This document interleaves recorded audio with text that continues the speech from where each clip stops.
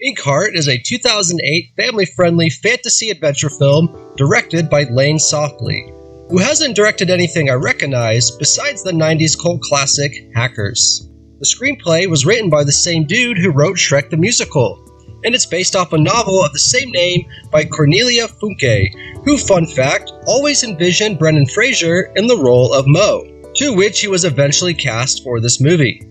Mo is a silver tongue, which means anything he reads out loud will be manifested in the real world, with the drawback being, once someone comes out of the book, someone from the real world must take their place. This is what happened one fateful night when he read the book Inkheart to his wife and child. Out of the book came the cowardly thug Capricorn, played by Andy Serkis, as well as the fire charmer Dustfinger, played by Paul Bettany. Thus began Mo's quest to hunt down a copy of the ever-rare Inkheart and read his wife back out of the book. The movie opens with a scene of Mo reading out loud Little Red Riding Hood to his wife and daughter. This event will later be contradicted, as Mo will state that the first time he read out loud to his family was when he read Inkheart, which makes sense because otherwise, if he did read Little Red Riding Hood first, then I'm assuming his wife would have been trapped in that book instead. One thing you need to know about this movie is it has far too many producers, which results in a myriad of plot holes and scenes which seem to contradict themselves. It's clearly a script that was picked over and added to the degree of detriment. Anyway, after this, we cut to present day, where Mo's daughter Maggie is now a teenager, and is accompanying her father on a tour of the European countryside. Mo has taken up a career as a bookbinder, so he can scour every bookshop for a copy of Inkheart and rescue his wife. Though Maggie is unaware of why her mother is absent, and instead thinks her mother simply abandoned her at a young age. Mo and Maggie stop at yet another bookshop, but this time, Mo finally finds a copy of Inkheart. But just as he does, he is confronted by Dustfinger and his companion Gwyn, a horned marten, which is a sort of weasel-like animal, and also cute as hell. Probably my favorite character in the film. I mean, come on! Look at his little horns on top of his little head. I didn't even notice the animal had horns until my second viewing. So tiny. Dustfinger demands Mo read him back into the book, but Mo refuses, and what results is a brief little chase sequence. Here we have our first major issue with the writing. Why does Mo refuse to read Dustfinger back into the book? The reason the movie eventually gives us is that Mo is scared because he has no control over what happens when he reads. He can't control who goes in and what comes out. But the movie is going to completely ignore this reason later on, so it doesn't really make sense. Mo has been searching for a copy of Inkheart for 12 years, and when he finally finds one, he doesn't even try to read his wife out. I guess the justification is he's afraid he or his daughter will be sucked in? But with Dustfinger finding him right as he reads the book, doesn't he now have the perfect opportunity to try? Because he could simply switch Dustfinger and his wife. But no, instead, Mo refuses to help Dustfinger, even though Dustfinger's unfortunate situation is Mo's fault, and reading him back would actually help him get his wife back. No, instead, Mo and Maggie travel to Italy to visit her great aunt Eleanor. Why? No fucking idea. Other than the script needs them to visit her, so Eleanor can get wrapped up into the adventure as well. And once they are there, Capricorn and his men will storm Eleanor's estate and kidnap our protagonists. Especially when I watched this a second time, I was screaming inside. While at Eleanor's, Mo and Maggie go on a walk and talk about how they miss Risa, Mo's wife, and Mo remarks he really hopes he can find her. It makes no goddamn sense because at this point he has the book, and it's not made clear why he doesn't try to read her out, or what he's waiting for. I suspect there were so many rewrites and reshoots that possibly when this scene was first shot, Mo wasn't originally conceived to have Inkheart yet, but the final result is he does. So he's sitting there saying, "Boy, I wish I could find my wife," when she's sitting there right in his pocket. Except she isn't.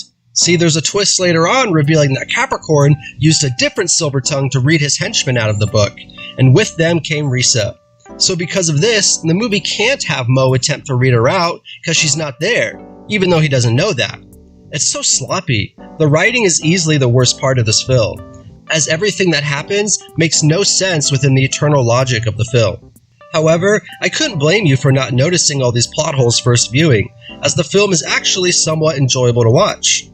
It has a fantastic cast consisting of charming performances and likable characters. Eliza Hope Bennett, who portrays Maggie, probably does the best job as she has the most challenging role of having to really sell her distress at such abstract, nonsensical obstacles, like her mother being trapped in a book, or being shocked and confused at seeing classic books come to life. Brendan Fraser does a great job at portraying a loving, kind father. Honestly, every single performance in this movie, from the main characters to the supporting cast, is truly captivating, and it makes this movie far more watchable than it honestly has any reason being. So that night, Capricorn's men invade Eleanor's home and kidnap everyone. I like in the scene how Eleanor is so upset at the men ruining her priceless collection of antique books that she just walks up to one of the henchmen and straight up clocks him in the face. Pretty badass. In fact, the women in this film have a lot of agency and impact on the story. Maggie herself will soon prove to be much more impactful on the story's events than her father Mo, which is a cool thing to see. You'd expect her to simply be an item of rescue to motivate Mo, which is somewhat true, but in a subversion of expectations, Maggie's character ends up being much more than that, which I really do like. So after being kidnapped, the henchmen take our gang and protagonist to Capricorn's castle and the surrounding village he controls. Here they are first locked up in this stable prison thing for a night before being introduced to Capricorn the next day. Really, there's no logical reason for doing this. Like, why not just take them to Capricorn right away? Well, that's so our characters get a moment to themselves so they can process the film's events and Mo can explain to everyone what exactly is going on. He finally tells Maggie the truth about his powers, and everyone, including the audience, can get on the same page before moving along with the movie. It's pretty contrived, but whatever. We also see in the stables some monsters which have been manifested from classic books, such as the ticking crocodile from Peter Pan and the flying monkeys from The Wizard of Oz, which do look pretty cool, especially since they're presented in a way where you just get a glimpse of them, which is a nice way to build suspense, while simultaneously covering the underdeveloped 2008 CGI. So finally, our gang is brought to Capricorn, played of course by Andy Serkis. Serkis's performance is my favorite part of this movie. He's just unapologetically going for it, and it's great. It's such a joy whenever he's on screen doing his thing. This movie gets so much mileage out of these captivating A+ performances because without them, it would be impossible to watch. Here we discover that while Capricorn does have a silver tongue under his command, his reader has a stutter, which results in a level of unpredictability, and everyone he reads out ends up being deformed in some way, usually just having text of the book all over their bodies. Considering all Capricorn wants is for Mo to read him some treasure, and Capricorn's reader apparently read out his castle and everything else to at least a functional degree, I'm not fully convinced it's worth trying to force Mo to read, but whatever. By threatening Mo's daughter, Capricorn convinces Mo to read from Arabian Nights, which results in gold coins raining down from the ceiling, and also Aladdin appears. One quick thing too, the depiction of the stuttering silver tongue is probably a little problematic. I mean, it's your classic over-the-top movie stutter. From what I've witnessed in real life, stutters aren't really like this. It's more of an inability to get certain words out at random times, not just repeating the first consonant of each word several times. It's kind of awkward to watch and feels a little weird. After Capricorn gets his gold, Dustfinger once again demands Mo read him back into Inkheart, as that was the deal he made with Capricorn. But Capricorn says, "Oops, I lied," and tosses Inkheart into the fire. Dustfinger retrieves the book out of the fire, burning his hands in the process, but Capricorn just throws it back in. Capricorn then tells Dustfinger to tend to his wounds, for reasons, I guess? Not sure why he doesn't just lock him up too, but whatever. The script needs a way for setting up the twist with Mo's wife, so that's what happens. The rest of our gang, along with Aladdin, are thrown back into the stables. So Dustfinger goes to the castle kitchen to get his burns tended to by Mo's wife, Risa, who is now mute, an unfortunate consequence of the stuttering silver tongue. By the way, Dustfinger is apparently a magic fire charmer. We see earlier that he can rub his hands together to produce flames right in the palm of his hands, but yet he has burned his hands when he touched the fire. Like, what the fuck? He does remark, "Fire doesn't burn my hands in Inkheart, only in this world," but like, that's not enough to make this not just downright silly. I mean, come on, writers. Could we not figure out a different way of him getting injured so he can meet Risa? If fire does hurt him in the real world, then he shouldn't be able to produce his own fire, right? Like, what's the difference? Is it a different kind of fire? God, what a dumb decision. So funny though. Believe it or not, this magical firepower is going to get even more silly, so hold on for that. So Dustfinger breaks our gang out of their cell. Under the condition, Mo reads him back into Inkheart once he has rescued his wife. He omits, of course, the fact that Mo's wife is actually prisoner in Capricorn's castle. I do like how Dustfinger is a morally ambiguous character. You want to like him, but he's selfish and bounces between friend and foe to our main characters. It adds at least some complexity to an otherwise simple story of good versus evil. Mo is just a good guy, he's a loving father, and never has a moment where he makes the wrong choice or upsets his daughter or anything. And on the flip side of that, Capricorn is just an over-the-top, conniving bad guy.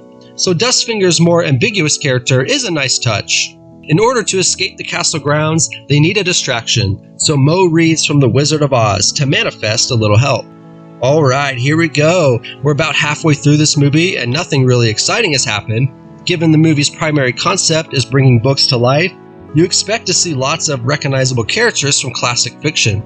Something akin to The League of Extraordinary Gentlemen, where we get to see Dr. Jekyll teaming up with Tom Sawyer and Captain Nemo. I mean, the possibilities are endless and only limited by the writer's creativity. So here we get our first real action set piece, and what do they choose to manifest from the Wizard of Oz? Is it the scary magical witch? Or maybe the trio which helps Dorothy? That'd be cool, right? Get to see the Tin Man and Scarecrow and the Lion join our crew and help them escape? Yeah, that sure would have been, but instead, they manifest the storm from the beginning of the book. When I first saw this, I was like, are you fucking kidding me? You can read anything out of any book, but instead of a monster or magical figure, we get a storm? We have storms in real life. Out of all the options they could have chosen, they chose to make a fucking storm? It doesn't even make that much sense. If they manifested an ally, they would have someone that could help them and help turn the tides of the conflict. But a storm could hurt them just as much as it could hurt the bad guys. It's only by pure luck and chance that the chaos caused by the storm conveniently harmed only the bad guys, while causing the perfect distraction for our heroes to escape. I mean, come on, what an utter waste of potential. And honestly, that's the perfect way to describe this movie, a waste of potential. It presents a premise with such promise, but never capitalizes on it. We never get the multiverse team-up we want to see, besides Aladdin, who's just like some kid, joining the crew. God, what a complete waste. All they needed was like the tiniest amount of creativity to make this movie exciting and capitalize on its premise, but it never does so. In fact, you might have noticed by now the movie hasn't referenced much outside of The Wizard of Oz and Arabian Nights. And this is because these stories are so old that they fall into the public domain. So even though the movie mentions in the beginning tales of Middle Earth and outer space, you aren't going to see any of that shit, because legally the filmmakers can't just manifest any book they want. Instead, the most we ever get is some brief Wizard of the Oz cameos, to which even those are disappointingly mundane, and manifestations from Inkheart, painfully generic novel of the film's own original creation. Cool. So our heroes successfully escape, and since Inkheart is an incredibly rare novel, probably because it sucks, they venture off to find the book's author to obtain a copy. This is a good idea. Probably an idea Mo should have thought of before. In the last 12 years he's been searching for his wife. I mean, Jesus, man. Took him over a decade to finally figure that one out. Anyway, once they arrive to the author's hometown, Eleanor decides she's had enough and she leaves the party to go home. Mo and Maggie go to the author's home while Aladdin and Dustfinger wait for them in the town square. Which, it just happens, some fire performers are setting up for a show. This is so that once Maggie and Mo fail to convince the author to help them, something Mo could just do by reading anything out loud, the author will be convinced once he sees Dustfinger twirling around some fire sticks and exclaims, "It's just as I imagined him." Like, bruh, really? That's all it takes? Dustfinger isn't even performing any magic here. He's just doing exactly what the real-life performers would have been doing. It's nothing fantastical or unrealistic, and unless this is the first time these performers have ever put on a show in the town square, then the author would have probably seen this exact performance before anyway. Surely he needs a little more proof than this to believe Mo basically has the powers of a god, but no, he instantly believes. It's so funny too seeing the movie pat itself on the back like this. Like, what could be more exciting and fantastical than this? Isn't this so imaginative? I mean, the author literally compliments Mo saying, "It's a great idea for a story, but you expect me to believe that's real?" Like, yeah, it is a great idea for a story. A good starting point, an excellent foundation to set up some truly original moments filled with unparalleled epic scale. But the movie never does that, so it's just a waste of a good idea. Not exactly something to be proud of. So they've obtained the original manuscript for Inkheart, but then Dustfinger tells Mo, no point in reading that because your wife is actually back at Capricorn's castle. Obviously Mo is upset, but despite this agrees to read Dustfinger back if he helps him rescue his wife. So it's back to the castle. Again, such a waste. Almost the entire movie takes place at Capricorn's generic castle. Not exactly a thrilling adventure. At least other generic fantasy films have our heroes venturing to different locations and such, but this movie is literally just Capricorn's castle, brief stop to visit the author, and back to the castle for the finale. It's pretty bland. Also here we have maybe Mo's dumbest decision in the entire movie, which is to leave his daughter with the author. Obviously, that is the first place that Capricorn's men are going to look to find you guys, and that's exactly what they do. So pretty much as soon as Mo leaves, his daughter is once again kidnapped. But not without first manifesting Toto from Wizard of Oz. That's right, she's also a Silvertongue. Ooh, big reveal. But seriously, this decision is so dumb. At this point in the film, despite Brendan Fraser's performance as a loving father, you're starting to hate him for his incompetency. Like, surely he should be smarter than this, right? He even remarks later like, I shouldn't have left her alone. Like, yeah dude, that's not the problem. You could have left her alone, just literally anywhere else than the most obvious spot for Capricorn to find her. It's not played off as a joke or anything. The writers just didn't think you'd notice how truly dumb that decision was, and they just tried their best to breeze right past it. God, if you thought the internal logic of this movie didn't make sense up until this point, well, you ain't seen nothing yet. As for the third act, everything really starts to fall apart. For starters, Aladdin just learns the ability to conjure fire from his fingertips. He asked Dustfinger at one point to teach him, which already is like, how the hell is that something that can be taught? Especially to a character from a different book with no magical prowess. But also Dustfinger says no, and we never see him teach Aladdin, but then eventually the movie just shows Aladdin has somehow learned how to do it. Like seriously, what the fuck? You can't just learn that. Does that mean anyone can learn that? What about all the stuff earlier with the fire in this world hurting your hands? Why does fire make no goddamn sense in this movie? It really seems like more studio interference, a result of too many producers, too many hands in the same pot. Like, hey, you need to shoehorn in some sort of father-son dynamic where he teaches him something. And Mo can't teach people how to be a Silvertongue, so the best they could muster was Dustfinger allegedly teaching Aladdin magic. Or rather what the film presents, which is just Aladdin learning it on his own, basically. So the author and Maggie are back in prison at Capricorn's castle. Along the way, one of the henchmen makes a passing remark about doing some rewrites to fix his nose. This gives the author the idea that if he can rewrite some of the book, then Maggie can read it and defeat Capricorn. Capricorn wants Maggie to manifest the Shadow, who's apparently some terrifying monster. This is how we're raising the stakes for the third act. I don't know why Capricorn doesn't just have Maggie do it right away and insist on waiting until nightfall and doing it via some sort of slow-moving ceremony, other than it gives our heroes time to try and save her. Along the way, Mo and company disguise themselves as bad guys by simply wearing black coats and stocking caps, which is laughably unbelievable because their faces are not obscured or covered at all. Like, yes, that's how disguises work. Put on a different shirt and a hat and no one can recognize you. The author works on his rewrites, but isn't satisfied with anything he's writing and is having writer's block. At this point, I'm screaming at my TV screen. Just write anything, it doesn't matter. If you can literally write anything and have Maggie read it into reality, then just write, we escaped prison, Capricorn was defeated, etc. And have Maggie read it right away. It doesn't matter if it has good prose or anything. Or does it? How the fuck does this work? The movie should have never introduced the idea that anything a Silvertongue reads is manifested, because then, shouldn't they just win right away? At this point, Maggie is basically a god who can make literally anything she wants happen. So then fucking do it already.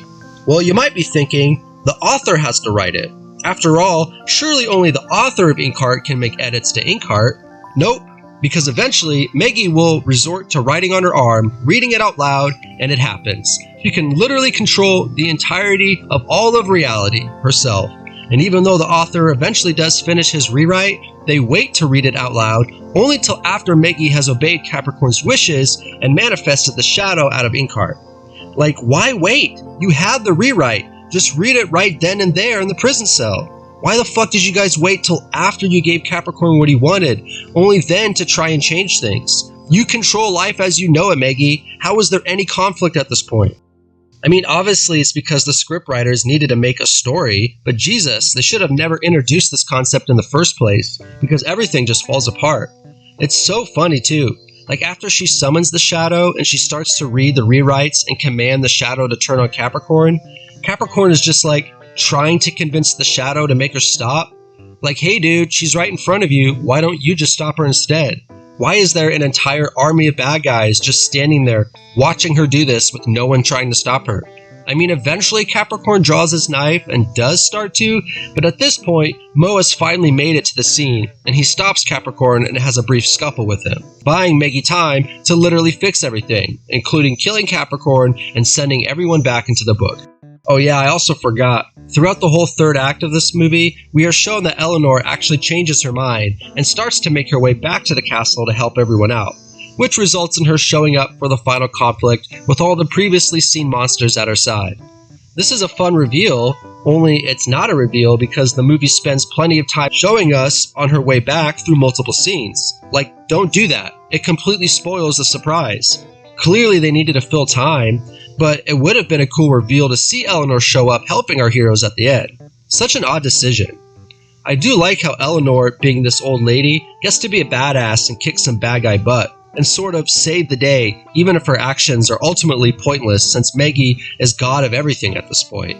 I like how the female characters get to participate in the fight too. There's also a part in this final conflict that almost makes me tear up a little. Despite how fucking dumb this movie is, when Maggie exclaims that there's nothing left to read in regards to the author's edits, Mole pulls out a pen and says, "Then write," and throws her the pen. Maggie stated in the beginning of the film that she wanted to be a writer, and her father wasn't very supportive because he's scared, stating, "Words are a powerful thing." So seeing him support her in this way is really adoring. Like, I do really enjoy the movie's emphasis on reading and writing. It's just a very wholesome, yet cheesy moment that honestly really works for me. Like, yeah, her dad supports her artistic passion. It really gets me in the feels, man, despite how dumb the movie has gotten at this point. The shadow, by the way, is just a generic smoke monster. Really emblematic of how unoriginal and bland this movie is.